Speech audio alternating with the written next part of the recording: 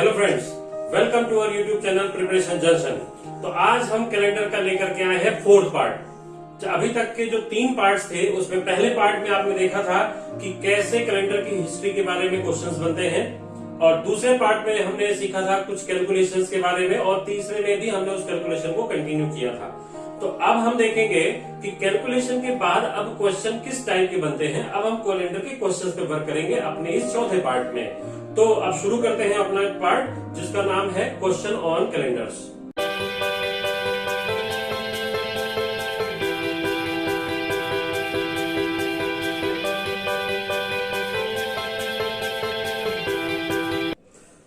तो फ्रेंड्स, आज हम अपना चौथा पार्ट शुरू करने जा रहे हैं जिसका नाम है क्वेश्चन ऑन कैलेंडर्स। तो अभी तक जो था आपने नहीं देखा अगर पहले तीनों पार्ट्स के वीडियोस को, तो आप पहले उनको देख लें, और अगर आपको देखना है तो आपको हम डिस्क्रिप्शन बॉक्स में लिंक दे देंगे, तो आप वहां से भी जाकर के देख सकते हैं। पहले 3 पार्ट जब आप देख लेंगे तो क्वेश्चंस करना आपके लिए बहुत ही आसान हो जाएगा। अब क्वेश्चन किस किस टाइप के बनते हैं, तो सबसे पहला टाइप जो क्वेश्चन बनता है वो है हमारा डबल डेट्स। कैसे questions? Double dates. Double date कहने का मतलब हो गया कि आपके सामने 2 डेट्स दिए होंगे और 2 डेट्स में से एक डेट का दिन आपको दे दिया जाएगा और उसके रिस्पेक्ट में दूसरी डेट का दिन आपसे पूछा जाएगा। फॉर एग्जाम्पल, जैसे आपके सामने कहा जाए कि यदि 2 जनवरी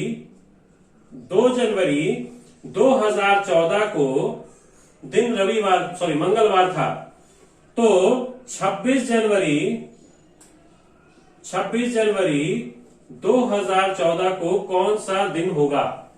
ठीक है, अब ये पहला टाइप का क्वेश्चन है, बिल्कुल बिगिनर्स के लिए है, ये बिगिनिंग के लिए बिगिनर्स टॉपिक है ये। अब क्या है कि ये आसान तो है लेकिन ये पूछा भी बहुत जाता है क्वेश्चन, सबसे आसान और सबसे ज्यादा पूछा जाने वाला क्वेश्चन है ये। तो सबसे पहले हम देखेंगे कि आपके सामने 2 डेट्स दिया गया है, इसीलिए इसको डबल डेट्स के क्वेश्चन कहे जाते हैं। डबल डेट्स का मतलब जिसमें से एक डेट का दिन आपको दिया गया है कि 2 जनवरी 2014 को दिन मंगलवार था, तो 26 जनवरी 2014 को कौन सा दिन होगा? ठीक है, अब 2 जनवरी 2014 को मंगलवार था, 26 जनवरी को अगर हमें फाइंड आउट करना है तो ऐसे में हमें क्या करना होगा? सबसे पहले हमें इसमें ऑड डेज ही कैलकुलेट करना है। इस पूरे चैप्टर में आपको ऑड डेज की ही कैलकुलेशन सीखनी है। ऑड डेज की कैलकुलेशन अगर आप नहीं समझ पाए हैं तो आप प्रीवियस की 2 वीडियोस देख सकते हैं। ठीक, अब यहां पर क्या करना है, आपको पहली डेट के बाद और दूसरी डेट तक number of odd days calculate करने हैं। कहने का मतलब ये हो गया कि 2 तारीख के बाद और 26 तारीख तक नंबर ऑफ डेज निकालेंगे, फिर उसको ऑड डेज में कन्वर्ट कर लेंगे। अब 2 तारीख के बाद कहने का मतलब क्या हो गया कि हमें इस डेट को काउंट नहीं करना है, और यहां तक कहने का मतलब क्या हो गया कि हमें 26 तारीख को काउंट करना है। तो इसी प्रकार से 2 तारीख के बाद 26 तारीख तक नंबर ऑफ ऑड डेज आपको फाइंड आउट करना है। तो अब क्या करेंगे, 2 के बाद 26 तक कितने दिन हो गए हमारे? 24 डेज हो गए। कितने दिन हो गए? 24 डेज हो गए। अब 24 डेज में आपको ऑड डेज निकालना है। तो जैसा कि हमने बताया था कि अगर डेज में ऑड डेज निकालना है तो आप डायरेक्ट 7 से डिवाइड कर सकते हैं। तो जैसे ही इसको आप 7 से डिवाइड करेंगे तो 7 3 जा 21, बच कितना गया? 3 ऑड डेज आपके आगे। कितने ऑड डेज हो गए? 3 ऑड डेज।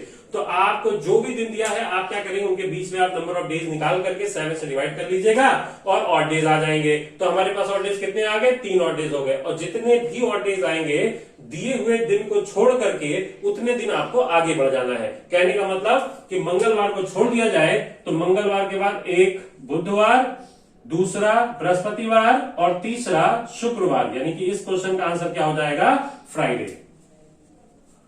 समझ में आ गया दोस्तों? अब उम्मीद है कि आपको समझ में आ रहा होगा। अगर आपकी कैलकुलेशन वीक पड़ रही है तो आप प्लीज प्रीवियस वीडियोस को जरूर देखें। तो फ्रेंड्स, अब देखेंगे आप इसी तरीके से हमने यहाँ पर 3 क्वेश्चंस और लिए हुए हैं। अभी जो आपने देखा था कि वो क्वेश्चन आपका 1 महीने के भीतर की बात हो रही थी, बहुत ही आसान था इसीलिए आपके लिए। जैसे जैसे इनके बीच का गैप बढ़ता जाएगा वैसे वैसे ये क्वेश्चन आपके लिए क्या होगा? कैलकुलेटिव होता जाएगा, टफ कभी नहीं होगा। ध्यान रखिएगा कि हमेशा कैलकुलेटिव होता है, और जहां कैलकुलेशन बढ़ने लगेगी तो अपने आप आपको थोड़ा सा टफ लगने लगता है। तो यहाँ टफ बिल्कुल भी नहीं है, यहाँ पर केवल क्या होगा कि धीरे धीरे इसके बीच का गैप बढ़ता जाएगा। जैसे आप देख सकते हैं यहाँ पर दूसरा महीना रिवॉल्व हो गया, यहाँ पर कुछ महीनों का अंतर हो गया, यहाँ पे कुछ थोड़ा ज्यादा महीनों का अंतर हो गया। इसी तरीके से क्वेश्चन बन सकता है कि कुछ ईयर्स का भी गैप बीच में हो जाता है। ऐसे ही आपके क्वेश्चंस में गैप बढ़ता जाएगा और क्वेश्चन आपके लिए टिपिकल होता चला जाता है। तो सबसे पहले हम इस क्वेश्चन को देखते हैं। यहाँ पर बात हो रही है 16 मार्च 2019 को फ्राइडे है, तो 12 मार्च 2019 को कौन सा दिन होगा? अब 16 मार्च 2019 से लेकर के 12 मार्च 2019 के बीच में हमें क्या करना है? और डेज कैलकुलेट करना, मतलब इस तारीख के बाद और यहां तक आप देखेंगे कि मार्च के तुरंत बाद 2 कंसेक्यूटिव मंथ हैं, 2 मंथ यहां पर इन्वॉल्व हो रहे हैं। कौन कौन से? मार्च एंड अप्रैल, 2 मंथ आपके इन्वॉल्व हो रहे हैं। मार्च में होते हैं आपके 31 दिन और अप्रैल में होते हैं आपके 30 दिन। ठीक है, अब आप देखेंगे कि क्योंकि इस तारीख के बाद हमें काउंट करना है, तो मार्च में 31 दिन का महीना है और हमें काउंट करना है 16 तारीख के बाद। हमें क्या काउंट करना? 16 तारीख के बाद। तो 31 में से अगर आपने 16 निकाल दिया तो बचेंगे कितने आपके? 15 दिन। कितने दिन बचेंगे? 15 दिन। ध्यान रखिएगा कि यहाँ 16 तारीख दी गई है, लेकिन हमने 15 क्यों लिखा है? क्यों लिखा है? क्योंकि आपने देखा कि महीना कितने का होता है? मार्च 31 दिन का महीना होता है और 16 तारीख के बाद हमें काउंट करना है, तो बचे कितने दिन? 15। तो वो 15 दिन हम केवल यहां पर लिखेंगे। ठीक है, यानी इस 31 में से ये 16 हम माइनस कर देंगे, तो बचेगा कितना? 15 दिन। इसी तरीके से आप अप्रैल में देखेंगे तो 30 तारीख की बात कर रहा है, लेकिन हमें काउंट कहां तक करना है? सिर्फ 12 अप्रैल तक काउंट करना है, बाकी के दिनों से हमें कोई मतलब नहीं है। तो यहां पर हम 12 ले लेंगे, तो दोनों को जब जोड़ेंगे तो 12 प्लस 15 बराबर कितना हो गया? 27। कितना हो गया? 27। आप 7 से की बड़ी वैल्यू है तो आप इसको 7 से डिवाइड कर देंगे, तो 7 3 21। बचा कितना आपके पास? 6 ऑड डेज। कितने ऑड डेज बच गए? 6। तो अब हमें करना क्या है कि फ्राइडे से 6 दिन आप आगे बढ़ जाएंगे, तो क्या हो जाएगा? Saturday, Sunday, Monday, Tuesday, Wednesday और थर्सडे। यानी कि आपके इस क्वेश्चन का आंसर क्या हो गया? थर्सडे, बृहस्पतिवार। इसी तरीके से अगला क्वेश्चन देखें, तो अगले में आप देखेंगे कि यहां पर 2 जून के बाद से लेकर के 23 अगस्त तक काउंट करना है। तो अब कितने महीने, यहां जो भी महीने इन्वॉल्व हो रहे हैं, चाहे वो आपके महीने यहां पर लिखे हो चाहे नहीं, बीच में जितने भी महीने इन्वॉल्व हो रहे हैं उनकी भी हमें कैलकुलेशन करनी है।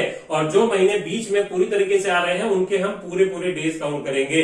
जैसे फॉर एग्जाम्पल जून से शुरू करेंगे, तो पहले जून से लेकर के अगस्त तक आप सारे महीनों के नाम लिख लें। जून, जुलाई, अगस्त।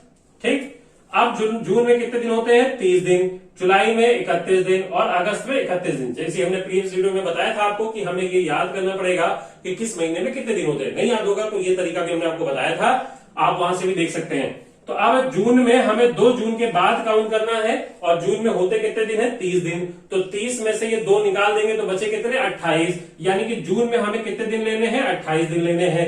जुलाई में 31 दिन होता है, क्योंकि ये पूरा पूरा महीना बीच में आया है, तो हम इसके पूरे पूरे और डेज काउंट करेंगे। तो ये कितना हो गया? 31। अब अगस्त में कहां तक काउंट करना है? 23 तारीख तक। और वो कितने का महीना है? 31 का, लेकिन हमें काउंट कहां तक करना है? 23 तक। तो हम सिर्फ 23 और डेज ले लेंगे। अब ये बड़ी वैल्यूज हैं, इनको जोड़ना थोड़ा सा हमारे लिए टिपिकल हो जाएगा, तो इनको हम आसान तरीके से क्या कर सकते हैं कि पहले हम इनको ऑड डेज में कन्वर्ट कर लें, उसके बाद हम जोड़ेंगे तो हमारे लिए थोड़ा सा ये आसान हो जाएगा। तो 7 और 28 बचा कितना यहां पर? 0। 7 और 28 3, 7 3 21 बचा कितना? 2। तो 3 प्लस 2 बराबर कितना हो गया? 5 ऑड डेज हमारे हो गए। तो संडे से हम 5 दिन आगे बढ़ जाएंगे तो क्या हो जाएगा? मंडे, ट्यूसडे, वेडनेसडे, थर्सडे और फ्राइडे। मतलब इस क्वेश्चन का आंसर क्या हो गया? फ्राइडे। समझ में आ रहा है दोस्तों? इसी तरीके से अब हम अगला क्वेश्चन देखेंगे। यहां पर कुछ ज्यादा मंथ का गैप है, तो इसको हम थोड़ा ध्यान से देखेंगे। जनवरी से लेकर के अगस्त तक सारे महीने हम लिख लेंगे। जनवरी, फरवरी, मार्च, अप्रैल, मई, जून, जुलाई और अगस्त। ये सारे मंथ हमने यहां पर लिख दिए। जनवरी में होते हैं आपके 31 दिन, फरवरी होता है 28 या 29, लेकिन क्योंकि ये लीप ईयर है तो यहां पर हमें 29 दिन लेना है। ये आपको ध्यान रखना पड़ेगा दोस्तों कि अगर सिंपल ईयर है तो वहां 28 लिखेंगे और अगर लीप ईयर है तो आपको 29 दिन लेना पड़ेगा। ठीक है, तो अब यहां पर मार्च में कितने दिन होते हैं? 31। अप्रैल में कितने दिन होते हैं? 30। मई में 31, जून 30, जुलाई 31, अगस्त 31। ठीक, अब हमने देखा कि जनवरी में हमें कितने डेज लेने हैं? कितने दिन लेने हैं हमको? 26 तारीख के बाद काउंट करना है। 31 का महीना है तो बचे कितने यहां पर? 5। फरवरी में 29 दिन होते हैं और ऑड डेज में कन्वर्ट करेंगे तो बचेगा कितना? 1। अब हम डायरेक्ट ऑड डेज में कन्वर्ट कर रहे हैं, जैसा कि आपने यहाँ एक स्टेप बात किया था, लेकिन हम यहाँ पर डायरेक्ट ऑड डेज में कन्वर्ट कर लेते हैं तो थोड़ा हमारे लिए आसान हो जाएगा, स्टेप ज्यादा नहीं करना पड़ेगा। ठीक, तो मार्च में आप देखेंगे 31 दिन होते हैं तो यहाँ 3 और डेज। अप्रैल में हो गए 2, मई में हो गए 3, जून में हो गए 2, जुलाई में हो गए 3 और अगस्त में कहां तक काउंट करना है? 15 तक। और 15 में कितने और डेज होते हैं? 1।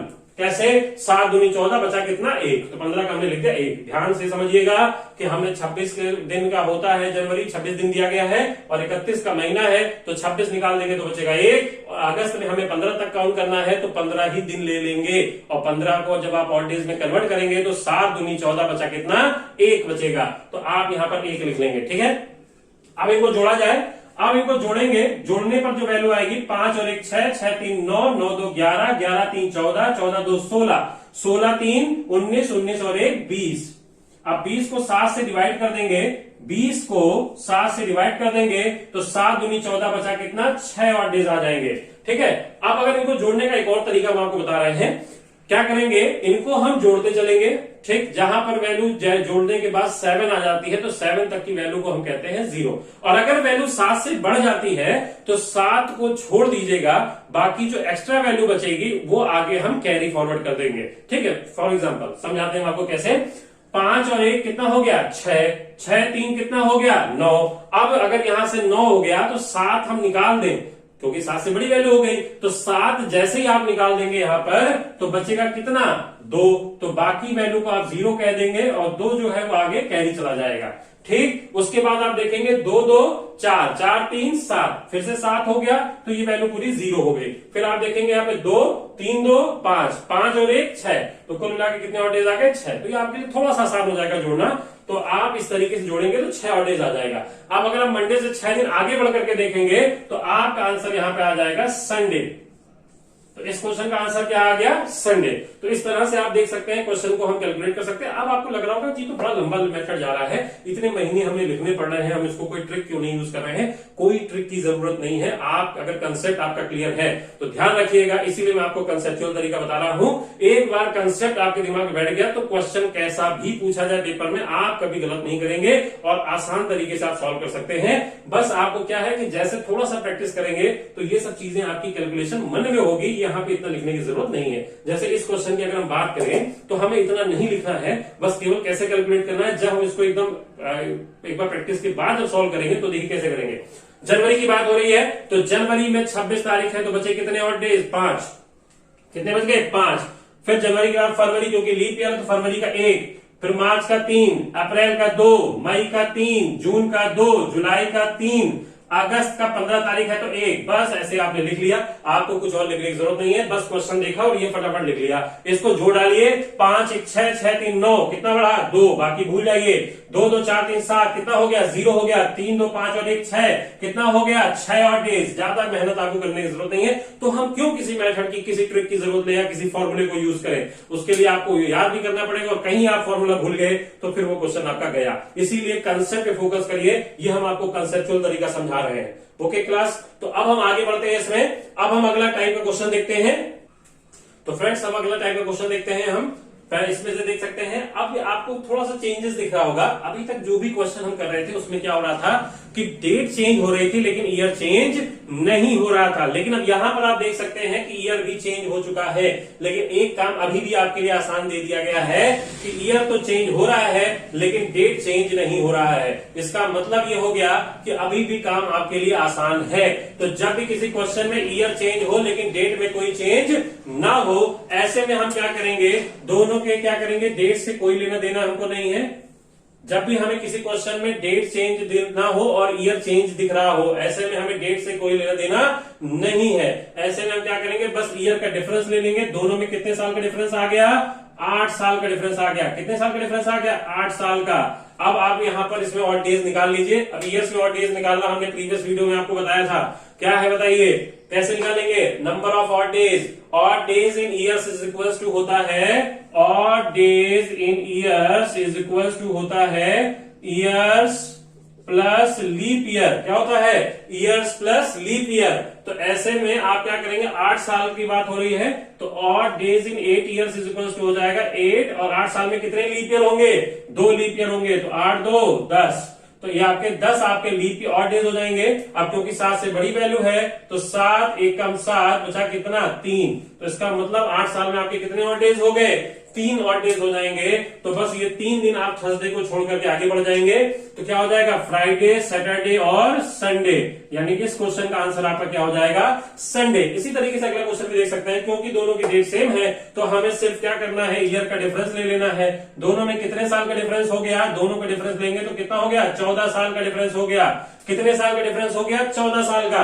तो 14 साल में आप देखेंगे नंबर ऑफ लीप ईयर ला करके जोड़ देंगे, यही फॉर्मूला अपनाएंगे, ईयर्स प्लस लीप ईयर। तो 14 साल में कितने लीप ईयर हो गए, तो 14 साल में 3 लीप ईयर हो जाएंगे, तो 14 3 17। अब इसको 7 से डिवाइड कर देंगे तो 7 2 14, बचा कितना 3। अब इसके बाद फ्राइडे से भी 3 दिन आगे बढ़ जाएंगे तो क्या हो जाएगा सैटरडे, संडे और मंडे, यानी कि इस क्वेश्चन का आंसर क्या हो जाएगा मंडे। समझ में आ रहा है फ्रेंड्स। तो फ्रेंड्स अभी तक आपने 2 तरह के क्वेश्चन देखे, पहला जिसमें ईयर सेम था लेकिन डेट चेंज हो रहा था, ठीक। दूसरा आपने देखा कि जिसमें डेट सेम था लेकिन ईयर चेंज हो रहा था। अब आपके दिमाग में यह सवाल जरूर उठ रहा होगा कि दोनों चेंज हो जाए तब क्या होगा, यानी कि डेट भी चेंज हो जाए तो और ईयर भी चेंज हो जाए। तो जी हां, अब हम उसी क्वेश्चन पे जा रहे हैं जिसमें डेट भी चेंज है और ईयर्स भी चेंज है। तो ऐसे क्वेश्चंस को हमें कैसे डील करना है, दोनों तरह के क्वेश्चंस आपने देखे थे जिसमें ईयर सेम हो जिसमें डेट सेम हो, हम उन्हीं दोनों का मेथड का यूज करके इसको आसानी से सॉल्व कर सकते हैं। वैसे ये सबसे कैलकुलेटिव क्वेश्चन है इस टाइप का, तो इसको हम आसान तरीके से कैसे सॉल्व कर सकते हैं, इस पूरे क्वेश्चंस को 2 सेक्शन में डिवाइड कर दीजिए, ईयर्स को अलग कर देंगे और मंथ को अलग, डेट और मंथ को अलग। यहां पर पहले हम मान लेंगे कि दोनों के ईयर सेम है। क्या मान लेंगे कि दोनों के ईयर सेम है। इन केस अगर जब भी दोनों के ईयर सेम होते हैं तो उस केस में हम केवल मंथ वाइज कैलकुलेट करते हैं, यानी कि अप्रैल से लेकर के नवंबर तक आप मंथ वाइज कैलकुलेट करके और डेज निकाल लेंगे। यहां पर कैसे निकालेंगे, सबसे पहले अप्रैल में आएंगे। अब अप्रैल में ये मैं आपके लिए लिख दे रहा हूं ताकि आपको एक्सप्लेन समझ में आए, ठीक। नहीं तो अगर मैं डायरेक्ट इसको करूंगा तो शायद आपको कम समझ में आएगा, लेकिन आप जब प्रैक्टिस करेंगे तो आप डायरेक्ट कर सकते हैं, सीधे और डेज ही लिखेंगे। अप्रैल के बाद मई, जून, जुलाई, अगस्त, सितंबर, अक्टूबर एंड नवंबर, ठीक। 24 तारीख की बात हो रही है। अप्रैल में कितने दिन होते हैं, 30 दिन का महीना है, तो बचे कितने यहां पर 6। फिर मई में 3, जून में 2, जुलाई में 3, अगस्त में 3, सितंबर में 2, अक्टूबर में 3 और नवंबर में 11 तारीख की बात हो रही है, तो 7 एकम 7 बचा कितना 4। ठीक है दोस्तों, समझ में आ रहा है। हमने कुछ नहीं किया है, केवल दोनों के ईयर को सेम मान लिया कि दोनों सेम है तो मंथ वाइज कैलकुलेट कर लेंगे। अब इसके बाद आप इसमें और डेज निकाल लेंगे, ठीक। अब यहां पर देखेंगे तो कैसे जुड़ेंगे, जैसा मैंने तरीका आपको बताया था, 6 3 9, कितना बढ़ा 2, तो 2 2 4 3 7, कितना हो गया 0, 3 2 5 3 8, कितना बढ़ा 1, और 1 और 4 कितना हो गया 5। यानी कि जब हमने इसको मंथ वाइज कैलकुलेट किया तो कितने और डेज आपके मिल गए 5 और डेज आपको मिल गए। बात समझ में आ रही है, ये कितने और डेज हो गए आपके 5 और डेज हो गए। अब हम मान लेंगे कि दोनों की डेट सेम है, पहले हमने दोनों की ईयर सेम माना था और डेज इस तरीके से आ गए। अब हम मान लेंगे दोनों की डेट सेम है, तो जब डेट सेम होता है तो हमने क्या बताया था, डेट से कोई लेना देना नहीं है, हम सिर्फ ईयर का डिफरेंस ले लेते हैं। तो दोनों के ईयर का डिफरेंस ले लेंगे, कितने साल का डिफरेंस आएगा 10 साल में आपको नंबर ऑफ ऑड डेज निकालने हैं। तो number of odd days equals to क्या होता है, odd days in years is equals to year plus leap year का फॉर्मूला आप वही याद रखिएगा। तो यहां पर 10 साल में कितने लीप ईयर हो जाएंगे 2, तो 10 2 12 आपके ऑड डेज हो गए, ठीक। 12 क्योंकि 7 से बड़ी वैल्यू है, तो 7 एकम 7 बचा कितना 5, तो 5 ऑड डेज आपके आ गए। तो जब आपने ईयर सेम मान लिया तो 5 ऑड डेज आए, जब आपने डेट सेम मान लिया तो 5 ऑड डेज आ गए। तो 5 + 5 दोनों को ऐड कर देंगे तो 5 + 5 बराबर कितना हो गया 10, ठीक है। 10 में 7 एकम 7 बचा कितना 3, यानी कि आपका ऑड डेज कितना आ गया 3। तो बस मंडे से 3 दिन आगे बढ़ जाएंगे, तो संडे, मंडे के बाद क्या हो जाएगा ट्यूसडे, वेडनेसडे और थर्सडे, यानी कि इस क्वेश्चन का आंसर क्या हो गया थर्सडे। तो आप देख सकते हैं कितनी आसानी से हम इस क्वेश्चन को सॉल्व कर सकते हैं। वैसे ये बहुत ही कैलकुलेटेड टॉपिक है, लेकिन अगर आप ध्यान से देखें तो इसको हम बहुत ही आसानी से सॉल्व कर सकते हैं। तो अगर आपको समझ में नहीं आ रहा है तो आप फिर से प्लेबैक करके एक बार वीडियो को देख लीजिएगा, ठीक। हम आगे बढ़ते हैं, अब हम अपने अगले टाइप की तरफ बढ़ते हैं जो कि हमारा है सिंगल डेट का क्वेश्चन। अभी तक हम डबल डेट से बात कर रहे थे, अब हम देखेंगे सिंगल डेट के क्वेश्चन जो बहुत ही हाई लेवल के एग्जाम्स तक पूछे जाते हैं। तो फ्रेंड्स हम अपना अपना अगला टाइप देख रहे हैं, जो कि है हमारा क्या, सिंगल डेट। सिंगल डेट का मतलब आपको एक डेट दे दिया जाएगा और उसी डेट का हमें दिन निकालने को कहा जाएगा। अब ऐसे क्वेश्चंस को हम 3 स्टेप में सॉल्व करेंगे। थोड़ा लेंदी होते हैं ऐसे क्वेश्चंस को, लेकिन हम इसको 3 स्टेप में सॉल्व करेंगे। एक बार समझ लेंगे तो बहुत आसान होगा आपके लिए। ऐसा नहीं कि बहुत टफ क्वेश्चन है, ये बहुत ही आसान क्वेश्चन है, बस एक बार आपको समझने की जरूरत है। हो सकता है कि समझाने में आपको थोड़ा लेंदी लगे, लेकिन जब आप 1-2 बार प्रैक्टिस कर लेंगे तो ये आपको लगेगा कि तो ओरली भी सॉल्व किया जा सकता है, हमें किसी और मेथड की जरूरत ही नहीं पड़ेगी। तो देखेंगे आप, जब भी आपके सामने सिंगल डेट का क्वेश्चन है, मतलब एक ही तारीख पर दे दी गई, उसका दिन पूछा जा रहा है, तो ऐसे क्वेश्चंस को हम 3 स्टेप में सॉल्व करेंगे। तो स्टेप में समझने में थोड़ा सा आपको आसानी हो जाएगी। 3 स्टेप में सॉल्व करेंगे। तो सबसे पहले स्टेप आता है आपका to separate and calculate number of odd days in complete years. मतलब पहला स्टेप क्या है आपका, कि सबसे पहले जो भी आपको ईयर दिया गया है उसमें से कंप्लीट ईयर्स को अलग कर लेंगे। कंप्लीट ईयर्स मतलब जो पूरे हो चुके हैं, पूर्ण वर्ष। तो जितने भी कंप्लीट ईयर है उनको आप अलग कर लेंगे। अलग करने के बाद जो आपका दिन, जो अलग करने के बाद जो भी ईयर आएगा उसमें आप ऑड डेज कैलकुलेट करेंगे। ठीक है, तो सबसे पहले काम क्या करना है, आपको कंप्लीट ईयर निकालना है। तो complete years is equal to होता है गिवन ईयर -1। मतलब कहने का क्या हो गया कि अगर हमने पूछा कि अभी जो चल रहा है इस साल 2020 चल रहा है, ठीक, अगर हम आपसे पूछें कि आज तक कितने साल हैं जो पूरे हो चुके हैं, तो आप कहेंगे 2019। 20 क्यों नहीं कहेंगे, क्योंकि 20 अभी पूरा नहीं हुआ है। तो कंप्लीट ईयर कितने होंगे, 2019, मतलब 1 साल पहले तक। इसी तरीके से हम क्या करेंगे, अगर पूछा जाए कि इस तारीख पे कितने साल पूरे हो चुके हैं, तो आप देखेंगे क्योंकि 15 अगस्त की बात हो रही है, तो 47वां साल अभी चल रहा है।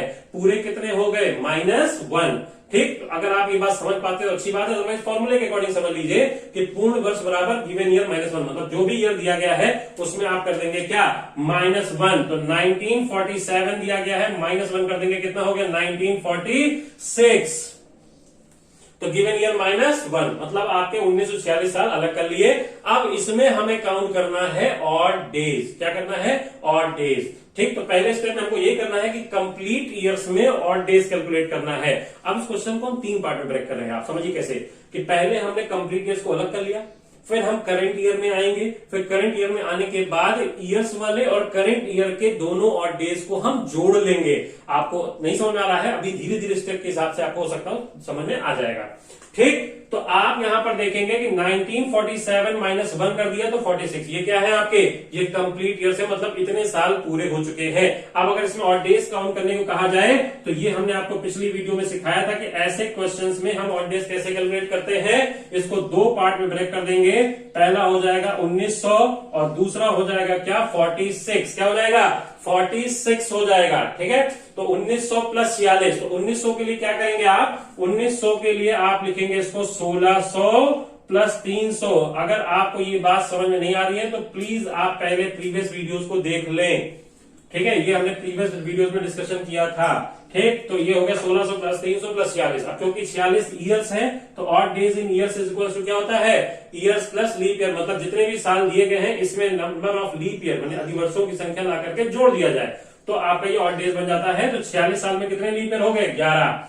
तो 11 आपके लीप ईयर हो गए, ला करके ऐड कर देंगे। अब क्योंकि 400 आपको याद होगी, वैल्यू याद रखनी है, ये वैल्यू कि 100 साल में 5 ऑड डेज, 200 साल में 3, 300 में 1 और 400 में 0 ऑड डेज होते हैं। ये वैल्यूज आपको याद रखनी पड़ेगी। ठीक है, तो अब 1600 को लिख सकते हो 4 × 400, क्योंकि 400 में ऑड डेज 0 होते हैं। 4 × 400, तो ये पूरी वैल्यू कितनी हो जाएगी, 0 हो जाएगी। 300 में कितने होते हैं, 1 होते हैं। और 46 + 11, 46 + 11 कितना हो गया, 57। तो 7 × 8 = 56, बचा कितना, 1। तो 1 + 1 मिला के कितना हो गया, 2। यानी कि 1946 साल में आपके कितने ऑड डेज आ गए, 2 ऑड डेज आ गए फ्रेंड्स। तो आप इसको इस तरीके से समझ लीजिए। अब हमारा दूसरा स्टेप आता है सेकंड स्टेप हमारा कहता है calculation of odd days in current year. मतलब चल रहे वर्ष में अधिक दिन की गणना। कौन सा ईयर चल रहा है, 1947। कौन सा चल रहा है, 1947। ये हमारा करंट ईयर है। तो calculation of odd days in current year, चल रहे वर्ष में अधिक दिन की गणना कैसे करेंगे आप इसको देखिए। अब कौन सा ईयर चल रहा है? 1947। तो 1947 में जनवरी से लेकर के 15 अगस्त तक काउंट करना पड़ेगा। तो जनवरी, फरवरी, मार्च, अप्रैल, मई, जून, जुलाई और अगस्त, इस तरीके से कैलकुलेट कर लेंगे। तो जनवरी में कितने और डेज हो जाएंगे? 3। फरवरी में, क्योंकि 1947 सिंपल ईयर है तो यहां पर 0 लिखेंगे। मार्च में 3, अप्रैल में 2, मई में 3, जून में 2, जुलाई में 3, अगस्त में 3 नहीं, 15 अगस्त की बात हो रही है तो अगस्त में हमें सिर्फ कितना लिखना होगा? 1। ठीक है फ्रेंड्स, ऐसी गलती बिल्कुल मत करिएगा। 15 अगस्त की बात कर रहा है तो आपको 1 ही लिखना पड़ेगा। अब यहां पर इनको और डेज जोड़ लें। जोड़ने का तरीका आपका है, चाहे सबको जोड़ के 7 से डिवाइड करो या 7 जोड़ते हुए कैंसिल करते हुए चलिए। तो 3 3 6 2 8, कितना हो गया यहाँ पर? 8। 1 तो 1 आगे कैरी ले लेंगे, बाकी भूल जाएंगे। 3 और 1 4, 4 2 6, 6 3 9, कितना बढ़ गया? 2 आगे कैरी आ गया, 2 और 1 कितना हो गया? 3। कितना हो गया? 3। तो आप देख सकते हैं दोस्तों, इस तरीके से यहां पर आपके 3 और डेज हो गए। कितने और डेज हो गए? 3। ठीक, अब ये जो 3 है और ये जो 2 निकाला था आपने, तो तीसरे स्टेप में क्या करना है आपको? टोटल।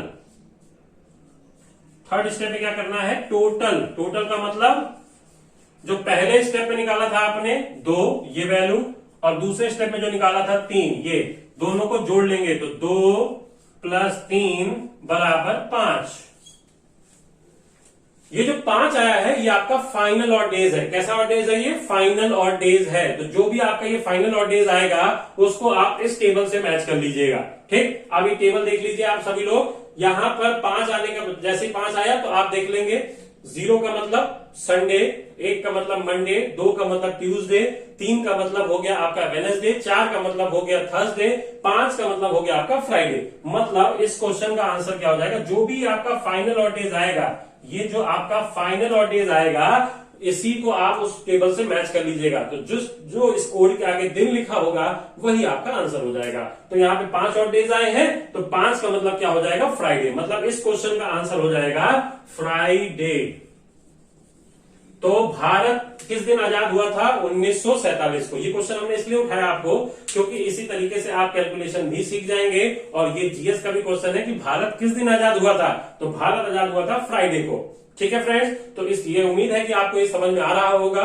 ठीक, आते हैं अगले क्वेश्चन। अब आप देख सकते हैं हमारा अगला क्वेश्चन है कि 2001 के कैलेंडर जो है, 2001 का जो कैलेंडर है, 2001 का जो कैलेंडर है, ये कब रिवाइज होगा? मतलब जो अगला टाइप हम देखने जा रहे हैं वो है हमारा कैलेंडर रिवीजन। किसका क्वेश्चन है? Calendar revision. बहुत ही सिंपल क्वेश्चन है, कई बार पेपर में पूछा भी जाता है। तो कैलेंडर रिवीजन का मतलब क्या हुआ? कैलेंडर की पुनरावृत्ति।